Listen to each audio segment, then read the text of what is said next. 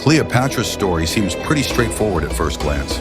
Shakespeare paints her as Egypt's stunning queen, a master of seduction who schemed her way through Rome's power circles, only to doom her own empire before taking her own life via Cobra-assisted suicide. Easy, right? Wrong. Never trust a leading question. For starters, Cleopatra's real story is far more complex and far less disparaging than history often makes it seem. The problem with how we view Egypt's final pharaoh is that she's typically a side character in Rome's grand narrative, rather than the protagonist of her own tale.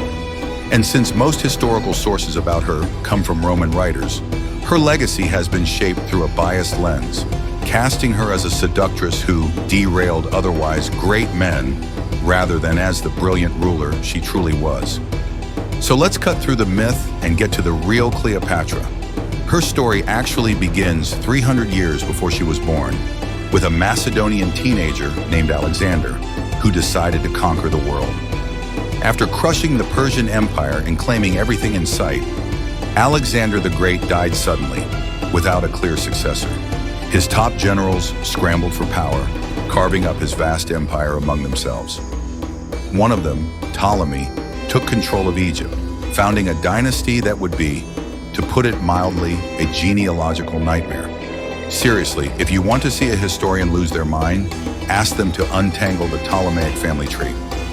This was the Hellenistic era, when Alexander's successors spread Greek culture across the lands they ruled, including Egypt. Though the Ptolemies reigned from Alexandria, their ancestry and court culture remained unmistakably Greek. By the time Cleopatra VII came into the picture in the 1st century BCE, Egypt had been ruled by this foreign dynasty for centuries. Cleopatra and her younger brother, Ptolemy XIII, were raised in Alexandria, the intellectual capital of the Mediterranean. With its legendary library and a thriving academic community of mathematicians, poets, scientists, and philosophers, Cleopatra had access to the best education possible. And unlike her party-loving ancestors, she actually took it seriously. She studied Homer, Herodotus, Plato, and Aristotle. More than just memorizing, she mastered argumentation, storytelling, and rhetoric. Unlike every other Ptolemaic ruler before her, Cleopatra bothered to learn Egyptian, along with 9 other languages. She wasn't just intelligent, she was captivating. Ancient sources don't describe her as impossibly beautiful, but rather as an extraordinary conversationalist. Cleopatra could charm anyone, convince anyone, and lead anyone. That, more than anything else, was her true power. When her father, Ptolemy XII, died, Cleopatra was supposed to rule alongside her much younger brother. But royal politics in the Ptolemaic dynasty were a blood sport. And after just a few years, Ptolemy XIII gathered enough political and military support to force Cleopatra into exile. At the same time, a much bigger power struggle was unfolding: Rome's civil war. Julius Caesar was chasing his rival, Pompey, across the Mediterranean, and Cleopatra saw an opportunity. She planned to ally with Pompey, offering Egypt's military support in exchange for her throne. But her brother had other ideas. Hoping to gain Caesar's favor instead, Ptolemy XIII had Pompey assassinated the moment he set foot in Alexandria. Caesar was not amused. Furious that Ptolemy had robbed him of his victory, he took over the royal palace. Cleopatra knew this was her moment to win him over. But how to get past the guards?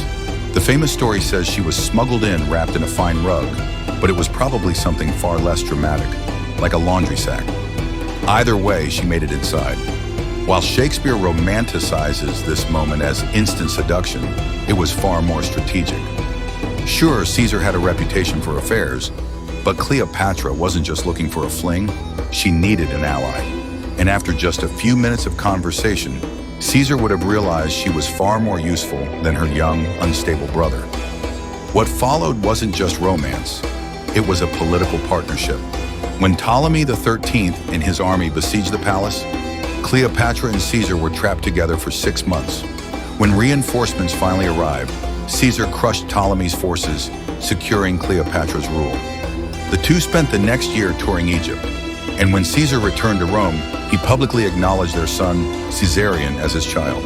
By the way, if you're still watching and loving the story, now's the perfect time to subscribe.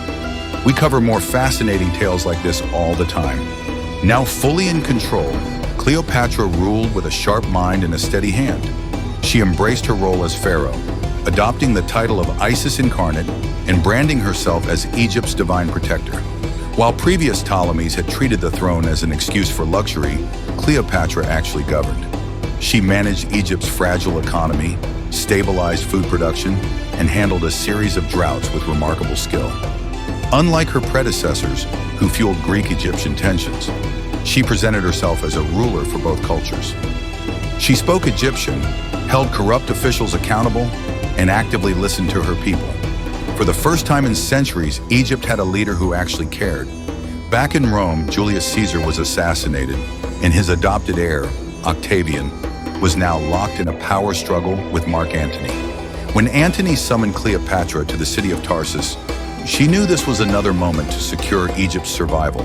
Their partnership, both political and romantic, lasted over a decade. Rome's sources paint Antony as a man bewitched by Cleopatra, but the reality was far more strategic. He needed Egypt's wealth to fund his military campaigns, and she needed Rome's protection. They built an empire together, restoring Ptolemaic lands and securing their children's future rule.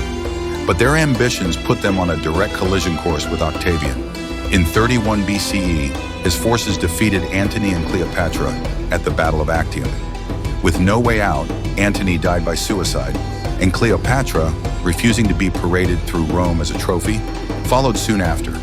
Cleopatra's story has been rewritten countless times over 2,000 years, often reducing her to a seductress who ruined great men.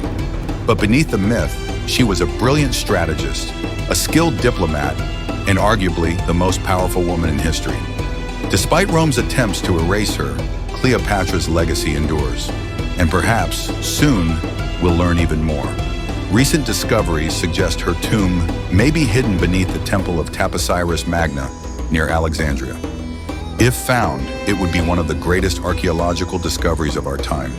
But until then, her story remains one of intelligence, resilience, and a relentless fight to shape history on her own terms.